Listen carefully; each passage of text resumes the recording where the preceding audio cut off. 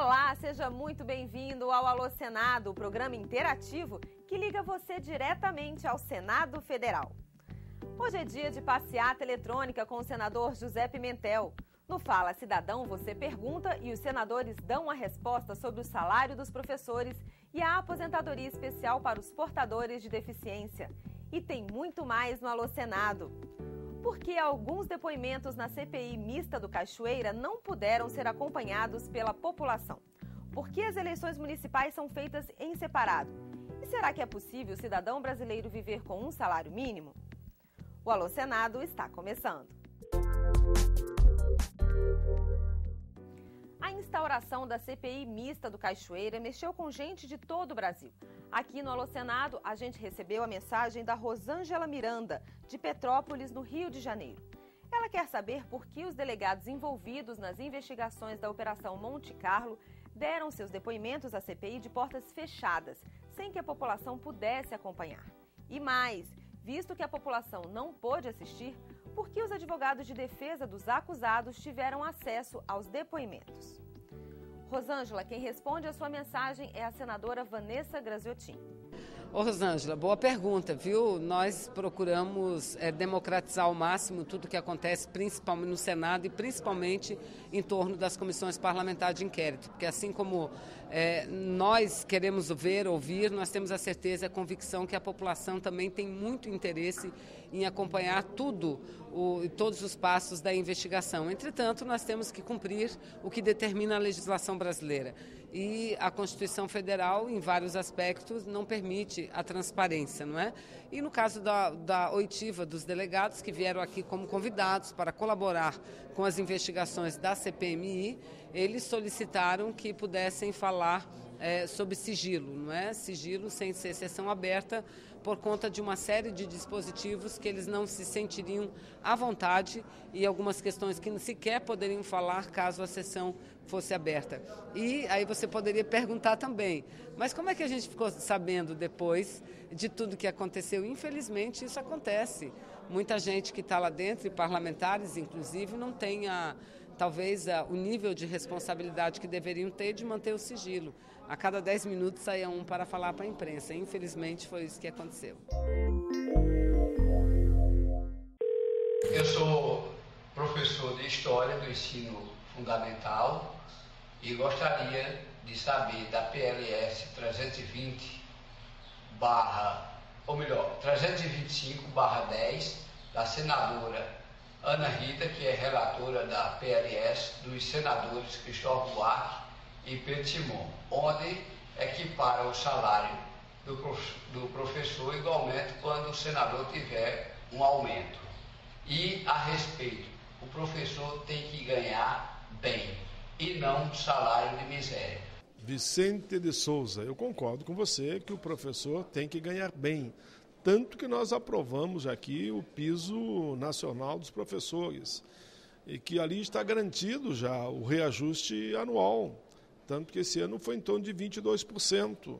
Eu entendo que nem precisaria uma outra lei. O Supremo, inclusive, reconheceu que o piso é constitucional, que os estados têm que pagar o piso correspondente a mais ou menos 2 salários mínimos, e que é reajustado todo ano.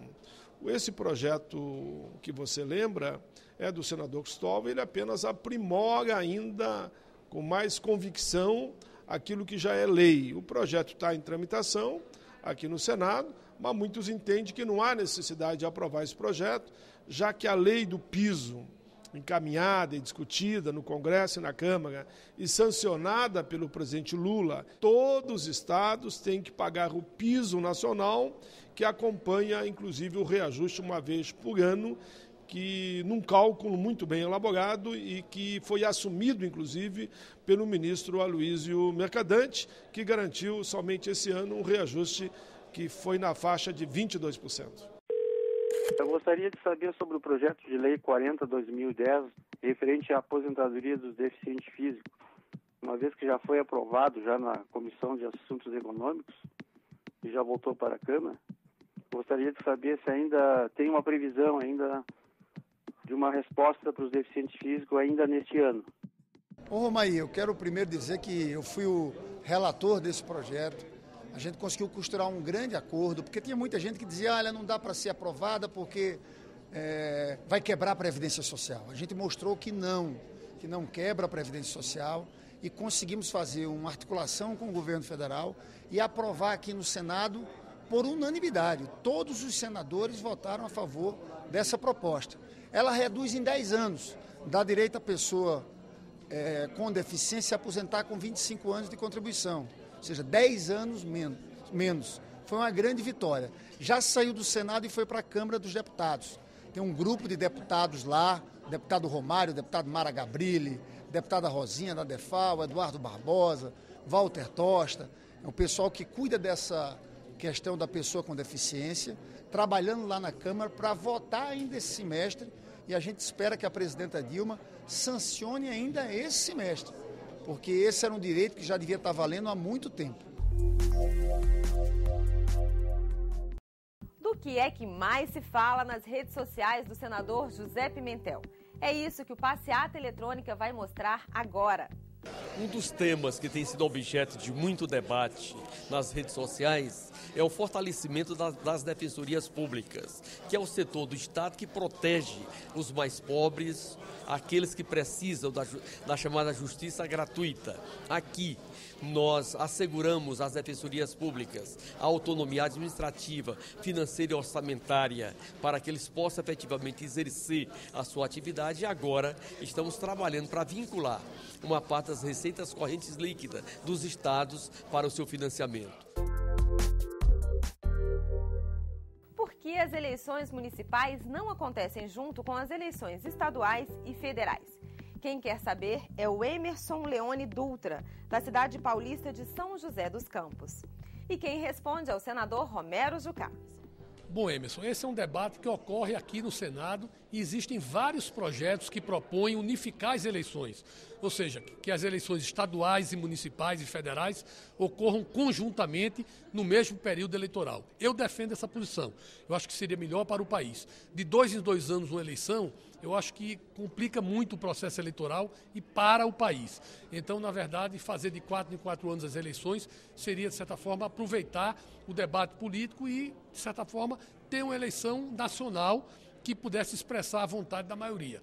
Mas essa é uma definição que não existe ainda, os projetos estão tramitando e existem pessoas que são contrárias. Então, na verdade, não há um consenso ainda sobre essa matéria aqui no Congresso. Lá de Nova Iguaçu, no Rio de Janeiro, a gente recebe a mensagem do Antônio Rodrigues de Azevedo. Ele sugere aos senadores que se faça uma pesquisa para saber de quanto é, na realidade, o orçamento semanal de uma família brasileira. De acordo com o Antônio, é impossível para um pai com um salário mínimo sustentar 2 crianças e uma esposa, por exemplo. Ele quer saber, será que, na opinião dos senadores, um salário mínimo consegue pagar roupas, comidas, remédios, escola e as contas de uma casa como luz, telefone e aluguel? Com a palavra, o senador Mozarildo Cavalcante. Antônio, é verdade que qualquer brasileiro medianamente esclarecido sabe que não dá. Agora é bom também que você saiba, como os milhões de brasileiros e brasileiras que vivem com salário mínimo, que quem estabelece isso é o Poder Executivo, isto é, a Presidência da República e os ministérios da área econômica, do Ministério do Trabalho, e que mandam para o Congresso apenas para que seja aprovado. Nós não temos sequer o direito de emendar para mais, porque isso implica em aumentar despesas, e isso é vedado. Então é muito importante realmente que eu sugiro ao contrário, que ao invés de fazermos uma pesquisa e vamos constatar claramente que não dá, nós devíamos fazer uma mobilização da sociedade para exigir que o Poder Executivo gastasse o dinheiro que arrecada de todos os brasileiros, arrecada de seu, que ganha salário mínimo, de até que gente que nem recebe salário mínimo, quando compra 1 quilo de arroz, de feijão, pegasse esse dinheiro que recebe de imposto e gastasse, de fato, na política de investir nas pessoas de maneira mais profunda, porque é muito importante, por exemplo, dar Bolsa Família, Bolsa isso, Bolsa aquilo, mas eu, como médico, entendo isso que são remédios emergenciais, não são coisas que curem, que tratem realmente a grande doença desse país, que é o desemprego ou o baixo salário que você menciona. E o Alô Senado vai ficando por aqui. A gente volta com um novo programa na semana que vem e espera contar com a sua mensagem. Participe! Para fazer como o Vicente e mandar um arquivo de vídeo, é só acessar www.senado.gov.br/alô-senado. Clique em Envie seu vídeo no lado esquerdo da tela. Por telefone, ligue de graça para o 0800 61 22 11. E para mandar a sua mensagem escrita pela internet, o endereço é www.senado.gov.br/tv. A gente se vê no próximo Alô Senado. Até lá!